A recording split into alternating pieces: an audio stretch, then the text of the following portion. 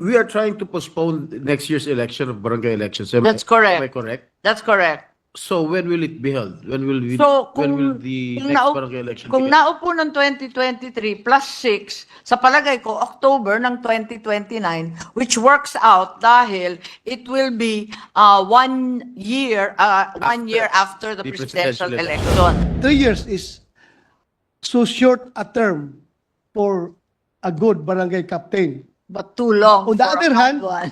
It's too long for a very bad barangay captain. Thank you, Madam Sponsor. Thank you, Mr. President. If as said by the good sponsor, she's ready to answer my questions, ma'am. Thank you. My first question is, what's the rationale behind this proposed measure? Yes, we are proposing that the term of 3 years be amended to 6 years. Alam naman natin na nakailang amendment na tayo, in-extend natin 2 beses, kaya ngayon ang Korte Suprema sinabi na bawal na yung pa-extend. So ang suggestion ko, i-amend na natin, ipirma na natin sa 6 na taon, kasi yung 3 taon sa barangay, sa dinami-dami ng trabaho nila, talagang hindi na nila magampanan. Yung nasa local government codes, ang katutak yun, yung iba't iba pang batas, yung mga solid waste, environment, anti-drug, sangkatutak na batas to be implemented by the barangay, tapos their own functions pa. So, sa 3 taon, yung unang taon, as we know, nangangapapa, yung ikalawang taon, nagtatrabaho, yung ikatlong taon, kampanya na ulit. So, they're not able to do very much, at paiba-iba na lang at pa-extend tayo, hindi tuloy na paplano ng maigi. So, I'm proposing 6 years po, because we've been changing from 1982 to 2002. Naging 6 years, naging 5 years, naging 3 years, 5 years, 3 years na liwat. So iba-iba. So once and for all, let's fix it at 6 years para hindi na maisabay sa presidential election, hindi na siya kukontra, at may sarili na siyang timing and schedule. Thank you, Madam Sponsor. Mr. President, actually, I am very supportive of this particular measure. Yes, But thank you. meron lang akong kunting apprehensions, like sa mga narinig natin, Yes. mga ordinaryong tao, mga taga-barangay, how will we be able to convince them itong from 3 years gawin natin 6 years na meron silang sinasabi na kahit na 3 years, maybe for us, 3 years is so short a term for a good barangay captain. But too long. On the for a other bad hand, one. it's too long for a very bad barangay captain. So kung gagawin natin 6 years, paano natin ma-satisfy yung mga apprehensions ng ating mga kababayan doon sa barangay? Yes, tama yun. 6 years is very long time for a bad barangay kapitan, a bad SK, or an absentee one. So certainly, this is a consideration. But we've seen already over time that we keep extending that 3 years. It's really not workable or practical. Actually, there are also several remedies available. There's a quarterly assessment now being done by the DILG for non-performing or performing officials. So this quarterly assessment, while it has no sanctions, also serves to give a record and a report to the people. Isa pa, marami naman tayong mapa-file through the DILG. The DILG can investigate, then file the appropriate charges in the court with the ombudsman or even directly with the sanggunian, because the sanggunian can also deal with administrative complaints and the decision is final and executory. Of course, the courts and the ombudsman are still available also. And if you recall, during the Bayanihan Law, yung DILG, maraming kinasuhan ng mga kapitan na hindi nagko-comply sa mga lockdown orders, at yung iba na-aresto pa nga dahil dito nga sa mga nangyayari, nag-file talaga ang DILG noon. Yeah, thank you, good I sponsor. also forgot, pwede palang bawasan yung honoraria nila. Pag na-absent sila ng na-absent, kasi yung honoraria ng mga barangay officials is based on attendance. Ah, So, pwedeng bawasan yung kanilang honoraria. And finally, there's a recall section. Pag talagang wala ng pag-asa, may recall section sa ating local government code, article section 69, pwede mag-recall ng barangay kapitan. Mas madali para sa SK, pwedeng isuspenso rin and eventually madidismiss ang SK pag absentee o non-performing ng majority ng sanggunian pag bumoto sila. Yeah, thank you, Mr. President, good sponsor. Meron ding isang issue dito tungkol sa SK. Kung gagawin natin 6 years term, yung SK, ang age limit nila is 24 years old. After 6 years of serving, 30 years old na sila. That's right. Hindi na sila masyadong adept with the current events or the current developments of the youth. Pagdating sa edad na 30. Yes. Kasi parang mature na sila pagdating nga. Then they will Over-age be na eligible sila. for another 6 years. 6 years. So 30 plus 6, maging 36. Ang iniisip po natin, yung SK one term lang. Talagang One term 6 years lang. Isang consideration yon na one term lang para coterminus at makatipid pa rin tayo sa eleksyon. Kasi yung mga SK, 18 to 24 ang mga kandidato. So, pasok pa rin sila sa 30-year-old age limit after the 6 years. But they cannot run as SK anymore. Kailangan kagawad na sila o kapitan na mismo. Okay. So, may nabasa ko kanina doon na 2 consecutive terms. Yung SK, hindi na yun. We will forgo with that. That's right. Consecutive terms. If they're 24 years old today, what will happen, of course, is they'll be overaged and not eligible to run a second term na. It will have to be as kagawad or kapitan or some other position. Thank you, Madam Sponsor, Mr. President. But I think the good sponsor will agree with me that the ultimate judge of this barangay captains as far as their performance is concerned is really yung taong bayan. Totoo yan. Sabi mo, kahit nakasuhan mo yung kapitan na yan for their subpar performance, ano-ano mga sanctions ibibigay mo dyan, still, the people from the barangay will claim that do not take that away from us, the power to Tama po yun. punish these non-performing barangay captains by not electing them for another term. Tama po yun. Nakikita natin yan. Talagang tinatanggal ng tao yan kaagad-agad sa eleksyon. Yes. O kaya hindi iboboto yung kamag-anak na pinatakbo. Talagang pag nagalit yung tao sa'yo, ganun talaga eh. Yes, thank you, Mr. President. And I hope that this measure will ultimately cure yung problema natin about extension. Tama. Nung ma-fix na ito, then wala na tayong problema. Sana, tapos na ito. Thank you. Bumoto tayo, magkasabay tayo. Ang unang measure ng 18th Congress, in-extend natin yung 2019, naging 2022. Unang measure na naman yata sa 19th Congress, in-extend na naman 2022 to 2023. Nauubos ang oras natin ka-extend eh. Tama ka, Madam Sponsor, Mr. President. With that, I would like to manifest my full support to this particular mission. Maraming salamat because the majority leader is already walking around and he is signaling me to stop my interpellation. And I would like to manifest my intention to become a co-author of this Thank you very much. mission, Mr. President. Maraming salamat. Salamat. Thank you so much. Mr. President, thank you. Bato.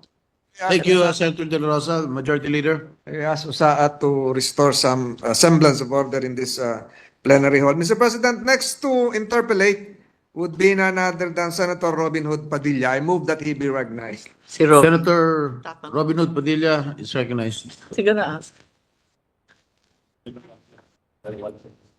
Kaya nga wala si Coco. Si Coco nagsabi. He will?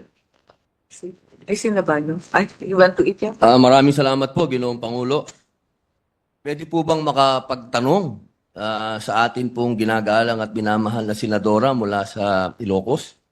Oo naman, maraming salamat ang aking seatmate na si Robin Hood Padilla.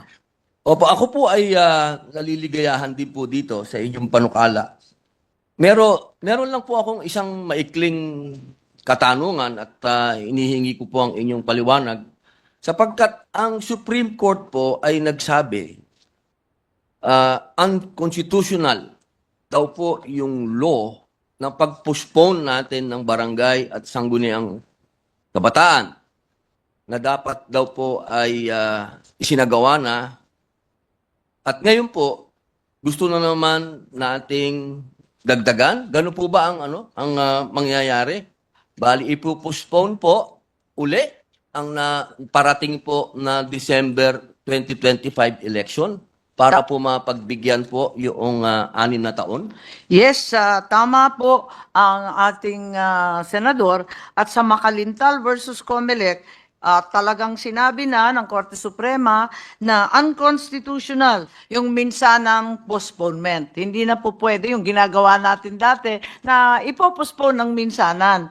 Kaya ito nga ang iniiwasan natin. Dahil nga bawal na yung papospone-postpone ayon sa kanila sa mga dahilan na hindi naman mabibigat, na may election fatigue o di kaya nagkaroon ng alitan o nagkakaroon ng politikahan, ayon sa Korte Suprema, ito ay mga dahilan na mababaw. At yung minsan ng postponement ay bawal. Yung ginagawa natin, alinsunod sa kanilang patakaran, ay hindi one-time postponement, kundi pirmihan na iaamyendahan ng local government code at ipapako na doon na talagang 6 na taon na. So, yung ating COMELEC at pati na rin yung mga liga ng barangay, hindi na pabalik-balik dito sa Kongreso at sa Senado, laging humihingi ng postponement maya't maya. Pinagbawal na ng Korte Suprema at ayusin na natin. Total, kung isusuma natin ilan ang mga postponement at yung actual na serbisyo ng mga barangay, umaabot na sa lampas 5 taon. At dahil dito, makikita natin na practical lamang na minsanan, once and for all, ayusin na natin at itakda sa 6 na taon. So palagay ko, hindi na ito labag dun sa Konstitusyon at sa Korte Suprema. Kung ganun po, Ginoong Pangulo, siguro po maghahanda na lang po kami ng amendment kung sakaling pagdating na po sa amendments. Yun lamang po, maraming salamat po, Ginoong Pangulo. Maraming salamat. Thank you, Senator Padilla. Majority Leader. Mr. President, I move that we suspend consideration of Senate But Bill. before we act on your motion, I still have some questions. Ay, okay. I recall my aborted motion, Mr. President. If I may from here. Yes. Okay, may I know when was the first barangay election held, Ano na ba Your yun? Honor? Para maalala. Sagal na, 1970. It was during your father's time. Yes, that's right. 1970s. Di ko na maalala kasi 2 years old pa lang po ako noon. Anong first time? 1970. But at any rate, how many years ang tenure ng barangay captain? Dati-rate, ayon sa Batas Pambansa 222, noong 1982 to, 6 years talaga ang term. Nag-umpisa talaga yan sa 6 years. Kaya lang, ang nangyari, magkasabay sila ng presidential election at saka nung barangay. Sabi ng COMELEC at sumang-ayon lahat na wag naman pagsabayin at napakagulo, sunod-sunod na eleksyon sa iisang taon. Parang ang mangyayari sa 2025, ganun po rin. Okay, we are trying to postpone next year's election of barangay elections. That's correct. Am I correct? That's correct. So when will it be held? When will So, when will the next barangay election kung begin? naupo ng 2023 plus 6, sa palagay ko, October ng 2029, which works out dahil it will be 1 year after the the presidential presidential election. election. Parang maganda naman po yun kung bago yung Pangulo, bagong mandato, bago rin ang mandato ng mga nasa ibaba. Okay, the proposed measure provided the next barangay and SK elections shall be held on the second Monday of May 2029, as you've mentioned earlier, and every 6 years thereafter. It should be the last Monday of October in 2029. Last Monday, Oo. Sana that would be ideal para not on May. wag ng May kasi nga pero okay din kung May. Kung sa tingin ninyo, total it's 1 year later. Yes. Kapag handa na yung COMELEC. Will this provision indirectly contravene the ruling of the Supreme Court that the succeeding barangay and SK elections shall be held on the first Monday of December of 2025 and every 3 years thereafter? Yes, I think this will be an amendment. This will be a new law which will supersede the previous ones. And the recommendation is, as the good Senate President Pro Tempore mentioned, that may also be a good option given that October is always rainy and there are midterms and other exams which hamper the SK from attending and voting. My only concern here, Madam Sponsor, is that if this measure will be passed into law, setting a fixed longer term of 6 years for barangay officials and their kagawads, and there will be a postponement, there may be a scenario that barangay officials would serve longer than the president. Do you agree, Madam Sponsor? I think that's not going to happen. They will serve, in fact, 1 year longer. That's correct. But it should not happen again. It will, thereafter, it will be coordinated 1 year after the president. Pareho lang, 6 na taon. Siguro yung lalampas lang, hindi rin lalampas kasi yung mga nakaupo ngayon, nagumpisa ng 2023, samantalang ang Pangulo 2022. Tapos yung susunod na election ng Pangulo, 2028, ang mga kapitan at mga opisyal, 2029 naman. So patas lang sila na 6 na taon, yun nga lang magkasunod. So, ibig sabihin, napakaswerte nitong incumbent barangay captains sa buong Pilipinas because they will serve for 6 years. Am I correct? Yes, that's correct. At yung Batas Pambansa, natanong ninyo kanina, yung 1982, 6 years talagang nagsimula yon. Tapos 1988, 5 years. Talagang matagal ito dati. Tayo lang ang nagbagsak sa 3 years. Because by virtue of the Local Government Code of 1988, Yes, that's correct. the term of office was reduced to 3 years. Yes. I think that was a later amendment. Papalit-palit kasi ito Nung 1982, napaltan yung 6 years to 5 years. Nung 1988, 1991, 3 years na lang. Nung 1998, 5 years na naman. Tapos 2002, 3 years na naman. Gawin Kaya, natin 1 year. para masaya, taon-taon eleksyon. Kaya nga, nahihirapan yung mga barangay. Ang dami-daming requirements ngayon sa barangay, sa COA, ang daming problema sa DBM, yung papeles nila halos pareho rin ng munisipyo. Kaya't para lang matuto kung paano mapilapan ito at mag-comply, talagang kinakailangan nila ng halos 1 taon para makabisado nila lahat yan. Okay, my last question is, with the recent decision of the Supreme Court declaring the unconstitutionality of Republic Act 11935 regarding the postponement of the October 2023 barangay elections, would this proposed measure address the concerns of the Supreme Court by fixing the term of office of barangay officials to 6 years? Yes, I believe that there is no contravention of the recent Supreme Court decision because we know that the main and only purpose of RA 11935 was to move the barangay election from 2022 to 2023.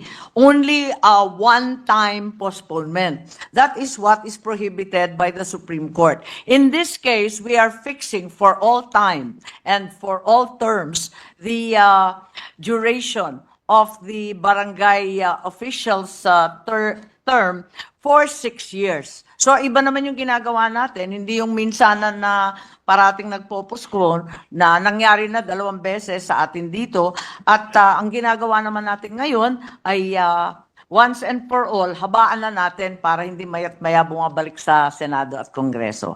Hindi ba ho naglalabi yung ibang local officials aside from the barangay captains like mayors, governors na extend din yung kanilang term, habaan yung kanilang Oo nga. Oo, talagang nakasimangot po.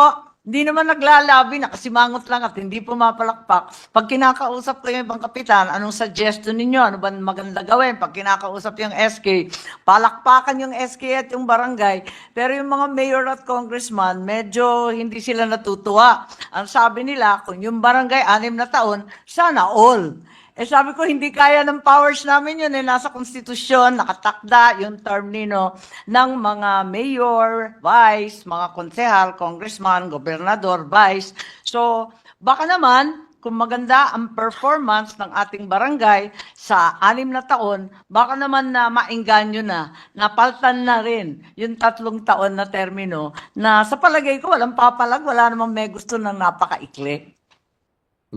Because if my memory serves me right, before the passage of the local government code, pero ang mayor at vice mayor and all the local officials, 4 years ang term nila. 4 years. One term of 4 years. Because I served as vice mayor in San Juan for 4 years. That was during 1988 to 1992. So 4 na taon. Palagay ko, bago magkaroon tayo ng bagong saligang batas noong 1987, 4+4 talaga yun. 4+4, di ba? Ang ating term, katulad ng US.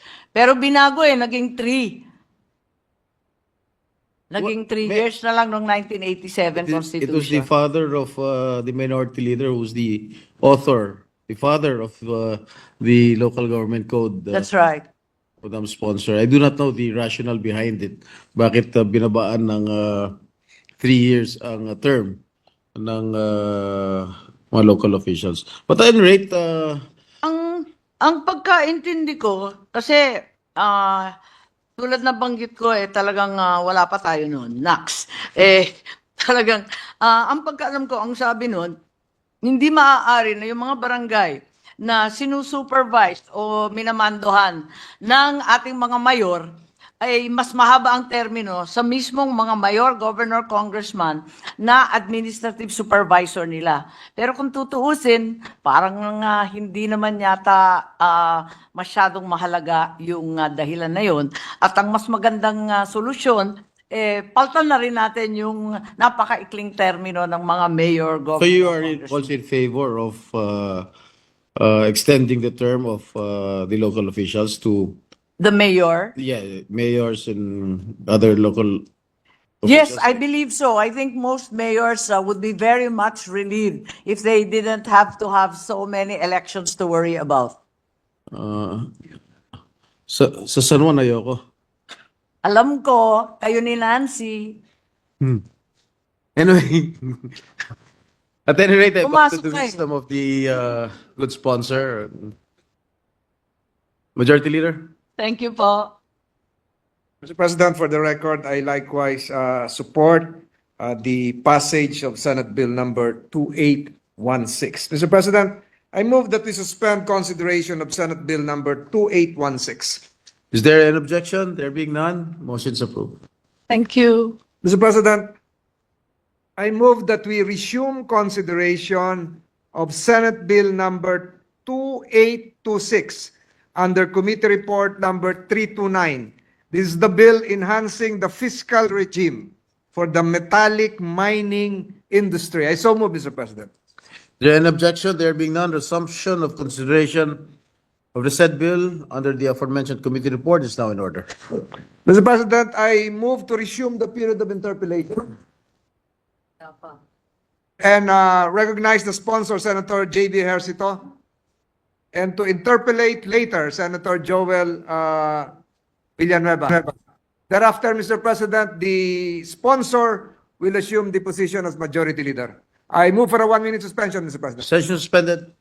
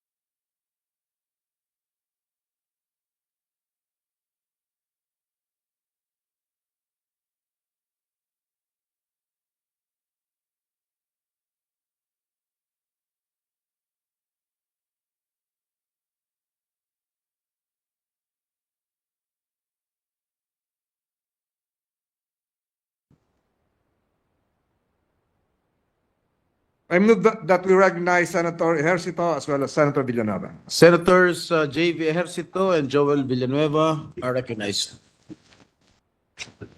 Thank you very much, Mr. President, distinguished colleagues, Majority Leader. At the onset, may I just place on record that this representation is very much in support of responsible mining, Mr. President. And when you talk about responsible mining, we have to take into consideration definitely our indigenous peoples, our environment, the creation of jobs, etc. And of course, when you talk about responsible mining, we wanted to see to it that the communities and their rights are protected. At the onset, may I also place on record that we are supportive of the measure. It's just that we wanted to ask some clarificatory questions. I know that this bill has been debated upon for quite a long time, if I'm not mistaken, in the... Set to 1% or 2%. I think in 2012. It started in 2012. So may we know, Mr. President, distinguished colleague, if the good sponsor of the measure, my brother, my seatmate, and idol Senator J.V. Ejercito would yield to some clarificatory questions. Yes, definitely, Mr. President. Of course, I know for sure that my seatmate, my brother, always enhances the measures, no, with these, with the points that he will be raising. Like you, at the onset, I would like to say also that being a rider, a biker, I'm a nature lover as well. I am also very much concerned in the environmental impact of mining.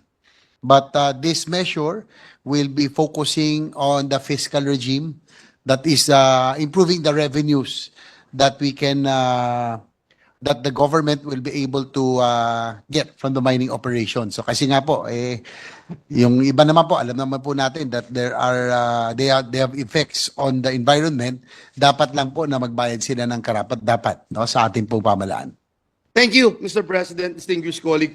In fact, Mr. President, and to echo the position of the Department of Finance, they were saying that this measure, through this measure, we can be a major player in the global economy in terms of mineral production. So we just have to realize it with the right policies, and that's the main reason why we are here today.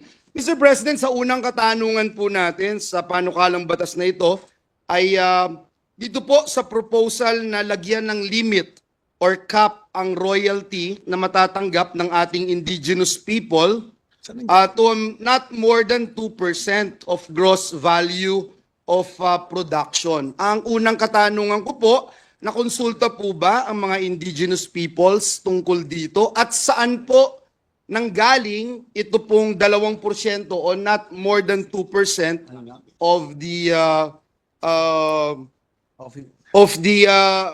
cap o itong limit or cap ng royalty na matatanggap ng ating mga indigenous people. Yes, Mr. President, the proposal of setting what the IPs will get, or the indigenous people will get of not more than 2% came from the Office of the Presidential Advisor on Economic Affairs, no? And the main consideration was instilling evenness and predictability in the payment of royalty, while like respecting the statutory rights of the indigenous people. Kasi po, minsan iba-iba po. So para ho maging pantay-pantay, maging alam na po, no, kumbaga predictable na kung ano po yung makukuha ng mga IPs. So the